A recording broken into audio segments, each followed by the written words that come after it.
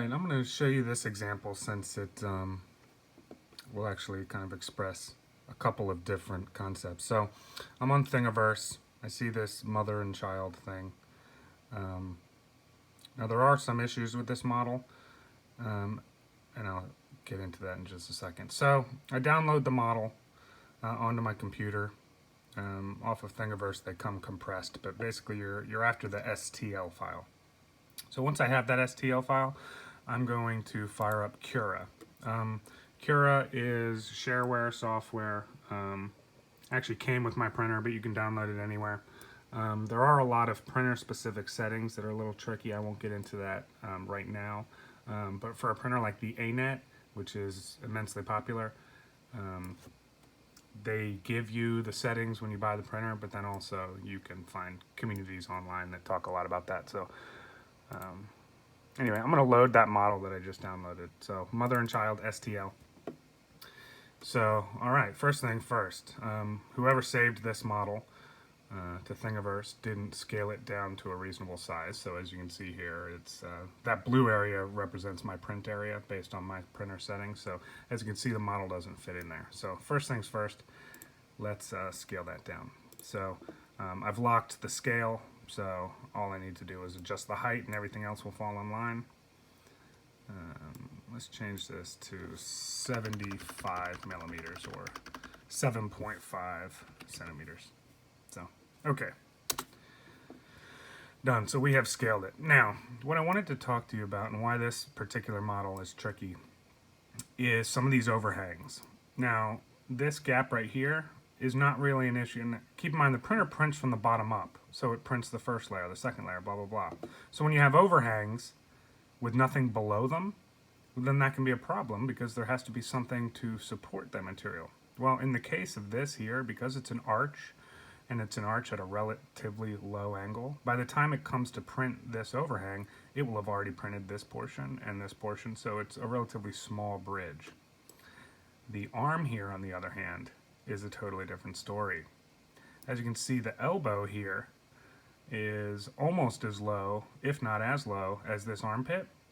So as it's printing up and it's printing the back and it's coming up and printing the baby's butt, all of a sudden it has to go out here to space.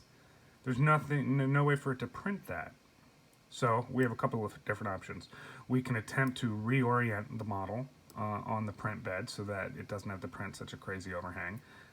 In this case, you wouldn't want to do that. It has a flat surface on the bottom here that's completely appropriate for being against the build plate. So let's take a look here. Right now we're just looking at a regular 3D view. Let's tell it to show me an overhang view. So this is going to show me areas of potential problems. As you can see, the bottom would be an overhang, except it's not because it's going to be against the build plate. So this red area here, I'm not so concerned about. Like I said before, it's kind of a soft angle. It'll be able to print. But as you can see, this area here, and again, the area of this chin in particular, there's no way the printer can print that layer because there'll be nothing below it. So what you can do is you can print supports, which are kind of like those old toys you used to get in the 80s where the parts would be connected to a bunch of other parts and you would break them away. Kind of like that concept. So let's tell it, yeah, we want supports, build supports everywhere.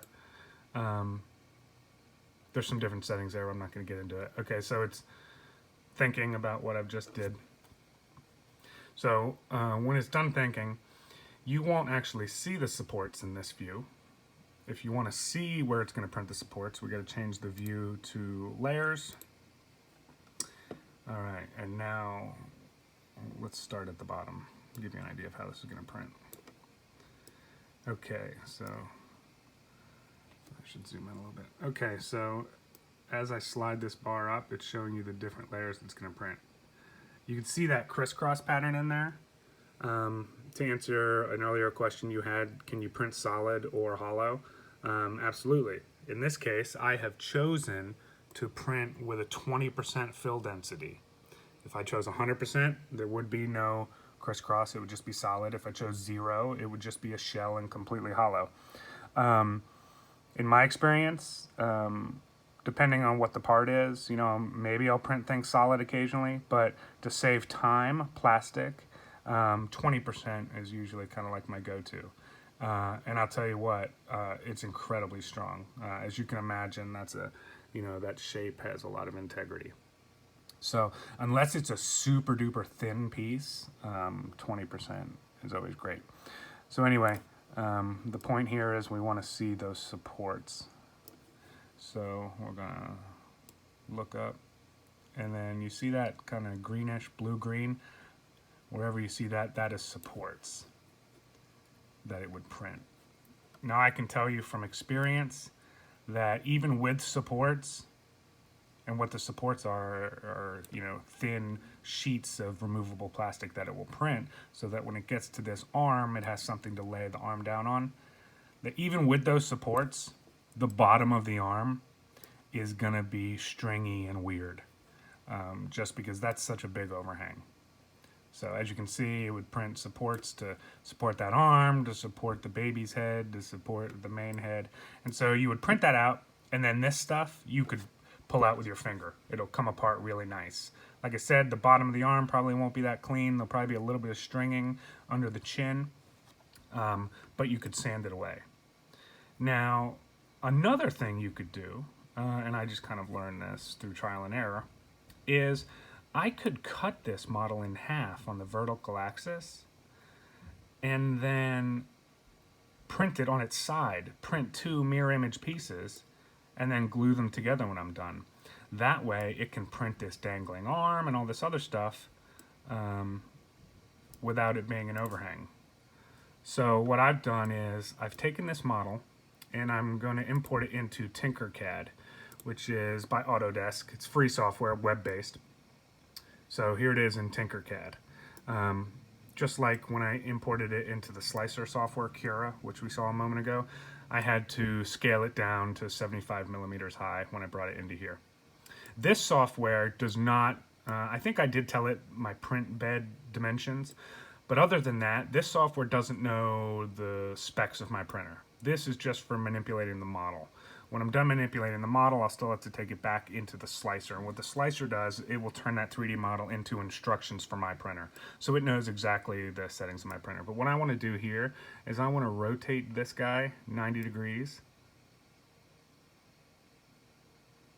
It should kind of click on 90, so there we go. Okay. And now what I'm going to do is, and I'll pause the video because it'll probably take some tinkering. I'm going to lower this down so that half of the model is below the bed, which means I'm basically going to truncate it, and so that I will just have half this model. Then I will print 2 mirrored image pieces and then glue them together. It's what I did for my Super Bowl trophy. As you can see, there's not going to be any crazy overhangs for it to print.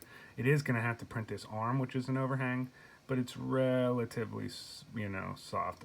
And actually, there is a pretty big span there, so I might tell it to print one little support right there.